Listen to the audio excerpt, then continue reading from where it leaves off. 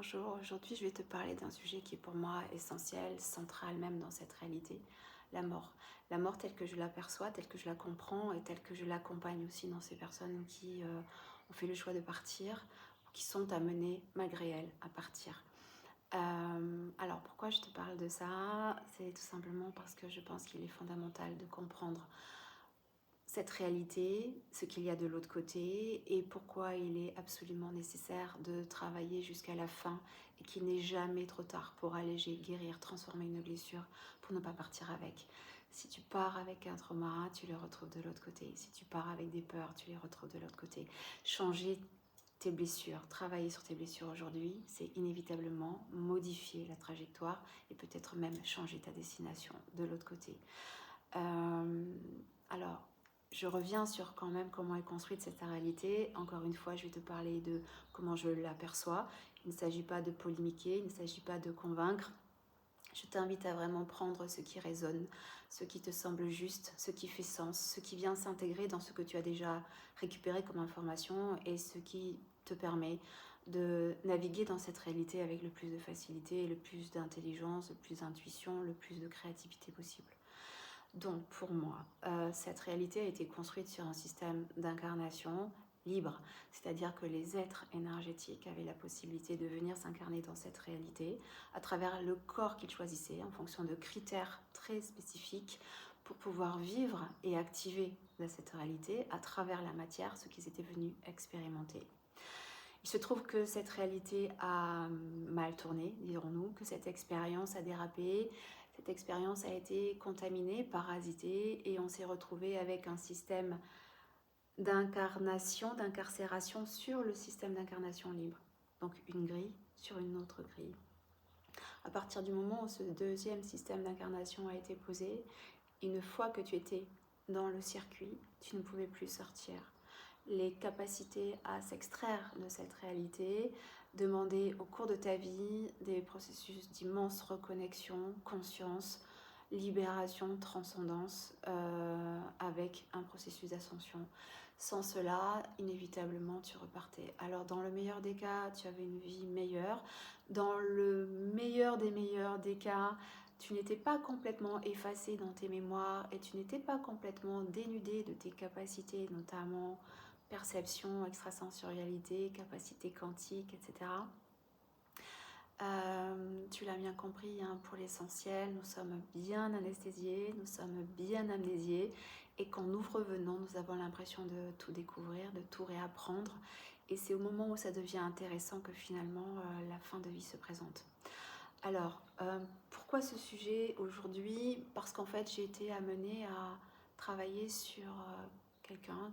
En fait, c'est sa femme qui m'a contactée il y a une quinzaine de jours en me disant « Vous êtes mon dernier espoir ». Et elle me présente le tableau de son mari que je ne vais pas pouvoir avoir au téléphone. Donc à ce moment-là, il est alité, hospitalisé. Il a une tumeur au cerveau qui est une évolution d'une tumeur à la gorge. Donc c'est parti de la gorge, ça a remonté sur le côté et ça a plongé à l'intérieur du corps. Je t'avoue que je ne savais pas trop comment j'allais prendre cette situation-là.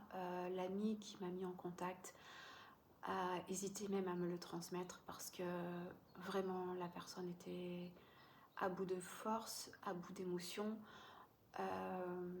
et finalement sans grand espoir. Toujours est-il que j'ai accepté, j'accepte toujours parce que je pars du principe qu'en fait il n'est jamais trop tard pour guérir une blessure, jamais trop tard ne serait-ce que pour apaiser la souffrance, physique notamment, mais psychique et dans le cœur aussi, et puis peut-être même faciliter ce qui va se passer de l'autre côté. Et donc en fait, en posant quelques questions auprès de sa femme, il s'est trouvé que il venait de perdre au cours des années précédentes son papa, puis un frère, et puis la femme de ce frère, et puis un second frère, et puis la femme de ce second frère, et enfin sa maman. Et il a déclenché sa tumeur à la gorge dans les 6 mois qui ont suivi le décès de sa maman. La première chose qui m'est venue par rapport à la gorge et ce qui était resté en travers, je lui dis mais en fait, il ne parle jamais, il n'exprime jamais ses émotions, il ne revient jamais sur ce qu'il a vécu et ce qui est enfermé dans son corps. Et là, elle me confirme qu'effectivement, c'est un taiseux, il ne garde rien. Il était en train de sombrer dans une forme de dépression avec un chagrin complètement bloqué dans le corps. Et parce que ça n'a pas été entendu, parce que ça n'a pas été suivi, parce que ça n'a pas été compris de façon énergétique, émotionnelle, ça a continué à descendre dans le corps, ça a continué à aller chercher plus fort dans le corps. Et quand je lui ai dit que j'allais commencer la séance, on a raccroché. Et la première chose que j'ai vue, il s'est montré à moi, la gorge ouverte, alors qu'en fait il n'arrivait plus à l'ouvrir, mais vraiment grande ouverte. Et je l'ai entendu et je l'ai vu en train de hurler, et hurler son chagrin, et hurler sa détresse, et hurler ses pleurs, et hurler toute cette souffrance de tous ces êtres qu'il avait perdus et finalement qu'il n'avait jamais ni évoqué, ni fait le deuil.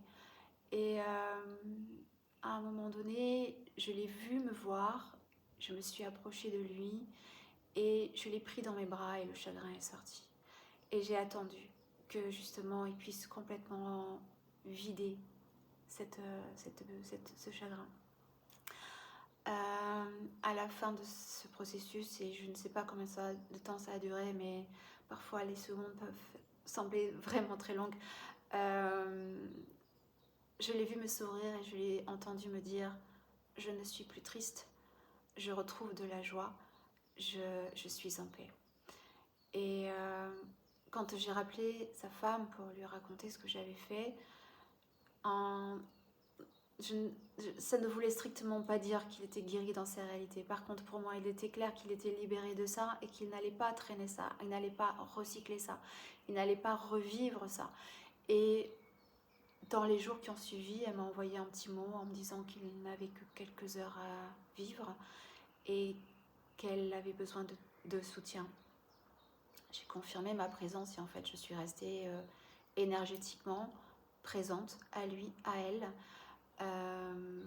Il est parti dans les 2-3 jours qui ont suivi et elle m'a envoyé un petit mot en me remerciant parce que lui qui était si en souffrance, si en chagrin, si en désespoir et au-delà de ce qu'il vivait lui, mais de ce qu'il avait vécu et de ce qu'il n'arrivait pas à dégager, en fait il est parti totalement serein. Et quand l'ami qui m'a mis en contact avec eux m'a contacté le jour des funérailles en me disant qu'elle me remerciait pour ce que j'avais fait, elle avait recueilli comme information qu'en fait sa femme avait beaucoup apprécié mon intervention et qu'en fait elle avait traversé ses funérailles avec sérénité.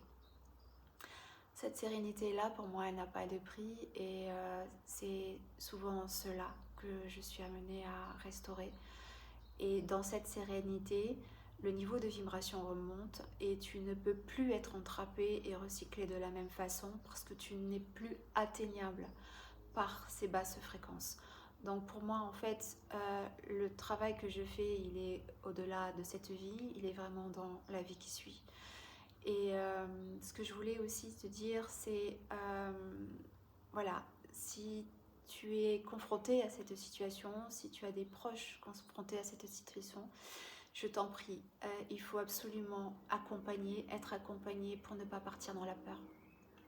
C'est la plus basse vibration et c'est dans cette vibration que tu es complètement parasité, que tu es complètement prédaté et que tu vas être dans parfois même l'incapacité de protéger et de exiger soit un non-retour dans cette réalité parce que tu as le choix et je vais y revenir, soit si tu reviens, tu poses tes conditions au regard de ta pleine conscience.